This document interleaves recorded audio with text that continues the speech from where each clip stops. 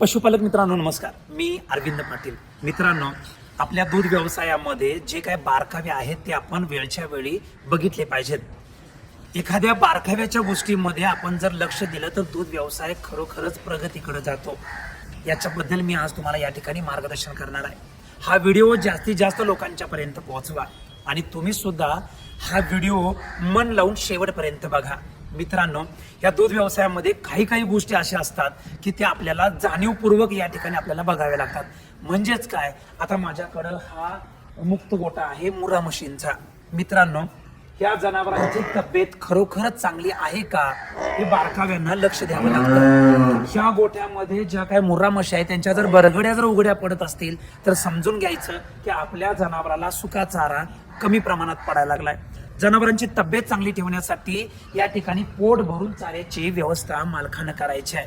गोठ्यामध्ये 24 तास पाण्याची सोय करायला पाहिजे. ते पाणी ताजं, स्वच्छ आणि थंड असायला पाहिजे. ह्या हौदाची रुंदी ही सांगायचं झालं तर 4 फूट आणि लांबी 6 फूट आणि उंचीला 2 फूट आणि 1 फुटानं तो खड्डा भरायचा आहे. पाणी ताजं, स्वच्छ आणि थंड या ठिकाणी त्याला पिता यावं. एवढंच नाही तर आठवड्यातून एकदा त्याला कळीचा चुना लावून घेतला पाहिजे, ज्याच्यामुळे जनावराला शेवळ झालेलं पाणी अजिबात म्हणजे पोटात जाणार नाही आणि अशा पद्धतीनं पाण्याचा एक आस्वाद त्याला घेता येईल. तर अशाच पद्धतीनं आपल्याला पाणी व्यवस्थापन हा अतिशय महत्वाचा आहे. पाण्यामुळे कातडं चकचकीत राहतं, केसांना चकचकीपणा येतो. एवढंच नाही तर जनावर तजेलदार राहतं, संवेदना जागा होतात. 1 लिटर दूध तयार करण्यासाठी 4 लिटर जे शास्त्र सांगतं पाण्याची गरज असते ती गरज भागली जाते. तर अशाच पद्धतीनं 24 तास पाण्याची या ठिकाणी सोय करायला पाहिजे. गोठ्यामध्ये प्रत्येक पशुपालकानं आपलं कुट्टी मशीन, त्याचे ब्लेड चांगले लावलेत काय, त्याचं चारा कुट्टी केलेला आहे, चॉपिंग व्यवस्थित पडतं काय, चारा क्रश होतो का, चारा हिरवा चारा खालच्या बाजूला 1 ते 2 प्रकारचा, त्याच्यावरती मिनरल मिक्सचर, त्याच्यावरती सुका चारा आणि त्याच्यावरती मीठ सोडा. म्हणजेच काय, हा TMR जर अशा पद्धतीनं जनावराला जर दिला तर निश्चितपणानं दुधाची गुणवत्ता सुधारते.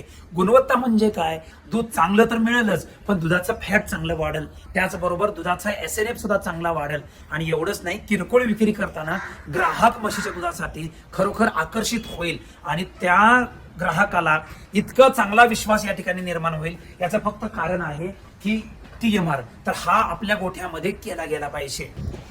मित्रांनो, तुमच्या म्हशीच्या आणि गाईच्या गोठ्यामध्ये तुम्हाला मुक्त गोठे केलेच गेले पाहिजेत. अशा पद्धतीचं हे कप्पे करायचे.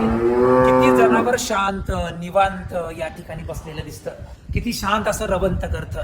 मित्रांनो, दूध कशात आहे तर विश्रांतीमध्ये दूध आहे. ह्या एवढ्या मुर्रा म्हशी मोठ्या 700-800 किलोच्या 1-1 टनाच्या ह्या का निवांत बसल्या तर त्यांना 24 तास पाण्याची सोय आहे, पोट भरून त्यांना हिरवा चारा, सुका चारा आहे, अगदी आनंदी आहे. म्हणजेच काय, इथं फक्त आणि फक्त आनंद जास्त मिळतो. आता इकडच्या बाजूला जर बघितलं तर HF जातीचा गोठा सुद्धा या ठिकाणी आपल्याला चांगल्या पद्धतीचा दिसतो. ही जवळजवळ 14 ते 15 जनावरं एकदम आनंदाने या ठिकाणी राहतात. या 15 पैकी जवळजवळ 11 ते 12 जनावर दुधाचे आहेत. दिवसभरामध्ये तुम्हाला सांगायचं झालं, सकाळी 125 आणि संध्याकाळी 125, दिवसाला 250 लिटर ह्या मिल्किंग मशीननं आपण दूध काढतो. हे डी लेवल कंपनीचं मिल्किंग मशीन आहे. या मिल्किंग मशीननं ह्या 11 ते 12 गायींचं दूध काढायला फक्त आणि फक्त 40 ते 45 मिनिटं लागतात. म्हणजे हे सुद्धा बारकावे या ठिकाणी तुम्हाला बघायला गेले पाहिजेत. मित्रांनो, त्या पशुखाद्याकडे सुद्धा त्या ठिकाणी आपण लक्ष दिलं गेलं पाहिजे. एका मुर्रा म्हशीला 1 लिटर दुधासाठी 600 ग्रॅम आणि HF गाईच्या दुधासाठी 1 लिटर गाईसाठी 400 ग्रॅम अशा पद्धतीनं पशुखाद्य आलं पाहिजे. त्या 400 ग्रॅम मध्ये त्याचं नियोजन कसं असायला पाहिजे तर तुम्हाला सांगायचं झालं तर आज या ठिकाणी जवळजवळ 50% सरके असेल, 25% हरभऱ्याची चुनी आणि 25% त्या ठिकाणी मका. अशा पद्धतीनं आपण जर दिलं तर निश्चितपणानं दूध पण वाढेल, फॅट पण वाढेल आणि SNF पण वाढेल. आणि एवढंच नाही तर जनावरांची तब्येत पण या ठिकाणी चांगली होईल. आज माझा हा HF जातीच्या गाईचा गोठा खूप चांगल्या पद्धतीनं उभा आहे. ही सगळी जनावर दिवसाला 20 लिटर पासून ते जवळजवळ 36-38 लिटर दूध देणाऱ्या गायी आज माझ्याकडे उभ्या राहिल्या.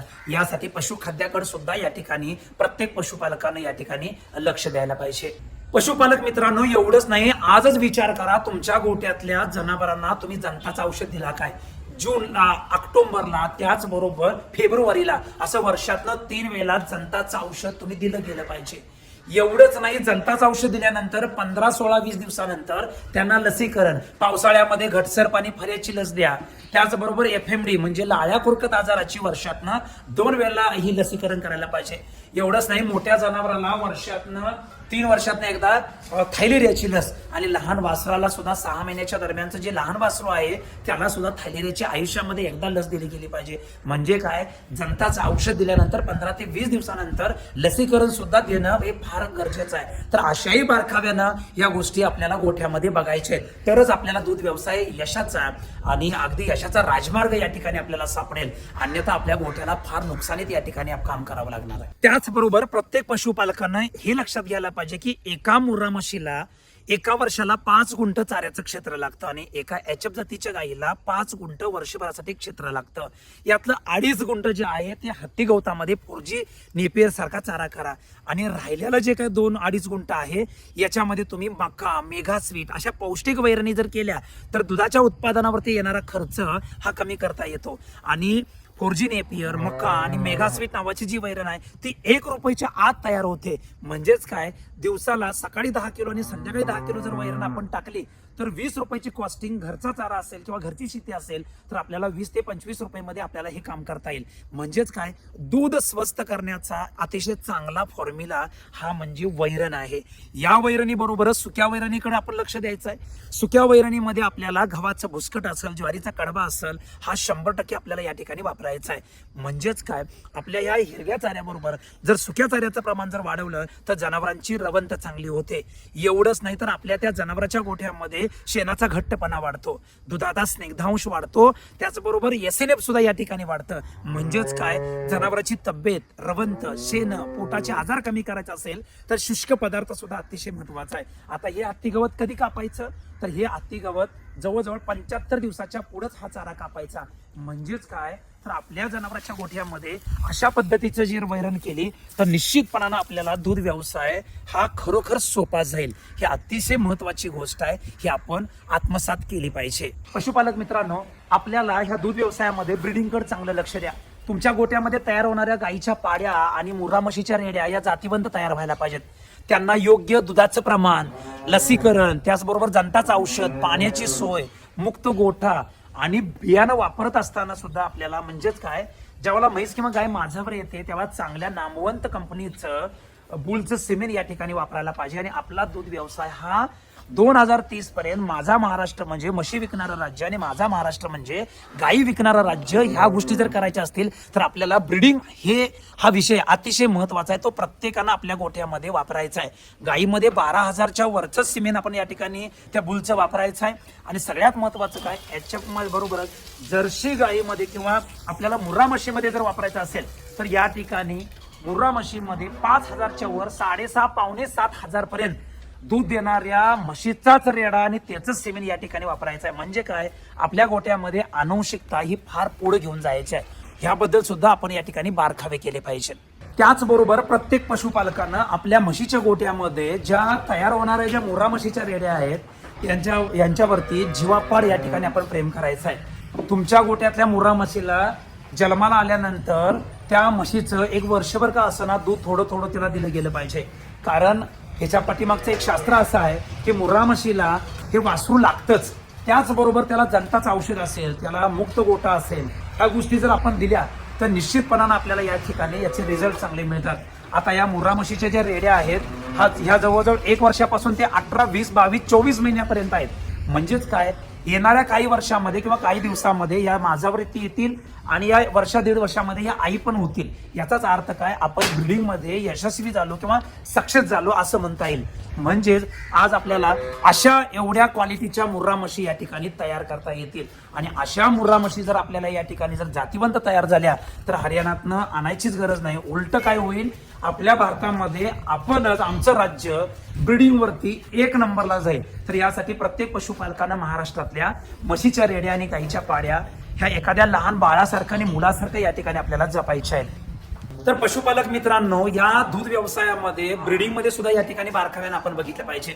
म्हणजे काय, तुमच्या गोट्यामध्ये जरा जरी गर्भाशयातनं घाण पडली म्हणजे माझावर आला असं होत नाही. माझा येण्यासाठी लघवीची जागा सुजते. त्याचबरोबर या ठिकाणी जनावर सारखं हे लघवी करतं, हे असं लघवी करतं. जरा जरा जरा लघवी करतं, शिपूट उडवतं. ह्या दोन्हीच्या दोन्ही मुर्रा म्हशी या ठिकाणी माझ्यावरती आहेत. आता काल रात्रीपासून या माझ्यावरती आहेत.